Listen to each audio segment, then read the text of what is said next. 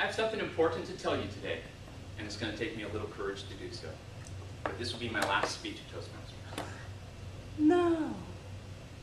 I've taken a look back on since when I joined the club, which was about a year ago, and I've looked at my speaking roles, which included my first 2 speeches and table topics, and I did an outstanding job. I also looked at my other roles, awe counter, joke master, evaluating, and I also did an outstanding job. I only have so much money and time to spend on my professional development, and I've decided to utilize it on some other pursuits. Is there anything wrong with what I said? Yes, everything. Is there anything wrong with my chart? No. The chart, there's actually not much wrong with the chart. It tells exactly the way what it was constructed to tell. But there is something wrong with what I've said. As you all know, being in Toastmasters, it wouldn't really be ethical for me to notice on the chart. I did give you my assumption that behind, which we don't get in a lot of charts. But the assumption is I rated my performance on applause. And we all know that's part of a tradition in the culture of Toastmasters. It's not an effective performance measure. So people create charts, and sometimes they're misleading. There are 3 ways that people often mislead people with charts. Take a listen to this chart, look at those trend lines on there, and tell me what you think about them. Take a close look at them. I want you to let me know what you think. Now the animation's stopped, but this is still a very distracting graphic. There's a lot on here besides the chart. Is it a picture or is it a chart? What are all these people and the bus and these graphics and shaded and light areas doing to the chart? They're distracting from the chart itself. And if you take a look at the chart, there are bigger squares at the bottom, smaller squares at the top, which has an effect of exaggerating the scale and the trend on the bottom and muting it on the top. So one of the things that people do is they use distractions in graphics, either intentionally or unintentionally.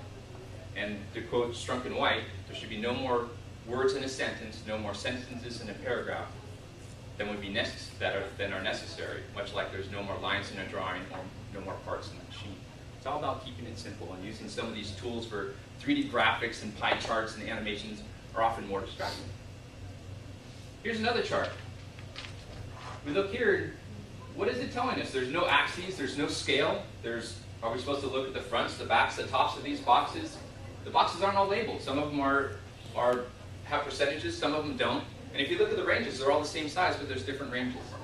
So another thing that happens is their graphics are sometimes ambiguous. Ambiguous meaning that they lack definition or that they can be interpreted in multiple ways. That's the second way sometimes people create ambiguous graphics.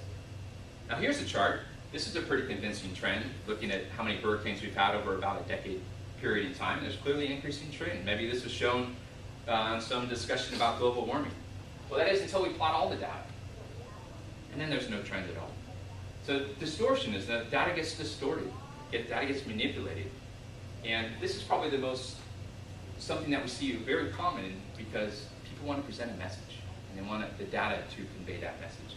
And so this one is problematic. It's quasi, it could be dishonest, veiled dishonesty at best, right? Whether someone wants more funding for a government program, they want to convince people of their talking points through political contribution. They're looking for more grants for a project or marketing a product. Sometimes it's all about the message. So it's important that as we do this, that we keep the integrity of the data. Now we're coming up on voting season again, right? And we all get these Gallup polls about what people are thinking. Now this is CNN. They're a reputable news agency. Look at this graphic where we had Democrats clearly think differently than the Republicans and the Independents. That is until we actually plot a representative chart with a true scale and acknowledge the sampling error, and then there's no difference to this data at all. There's also a question of integrity of thyself. This is a graphic that, as being a government worker, that Arnold Schwarzenegger would often have in the background of his speeches. And there's this, like the first example, there's nothing particularly wrong with the chart, but it's misleading in terms of what the message was. The message was that the public sector is being hit much harder than the private sector. I mean, the private sector has been hit much harder than the public sector. But if you actually look at the numbers, there's about a 5%, little less than a 5% loss of jobs in the public sector, and a little bit more than a 5% loss of jobs in the public sector when you consider the percentage relative to the total workforce. And that's not a very interesting graphic. So in the end, it's all why would someone do that? When They would do it because we lose integrity when the value of the message becomes more important than integrity. And so we all have to think about, as we're preparing graphics, what message we're actually sending. And if we start to value the message more than the integrity of the data, we may be sending the wrong message and losing our own credibility. So when someone points and says it's all in the chart and starts talking about their message, you should all be careful.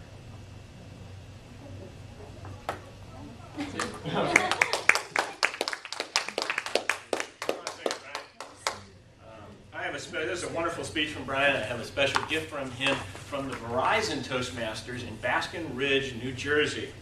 A gift, a keychain for Brian. Thank you. And I hope this is not really your last speech. No.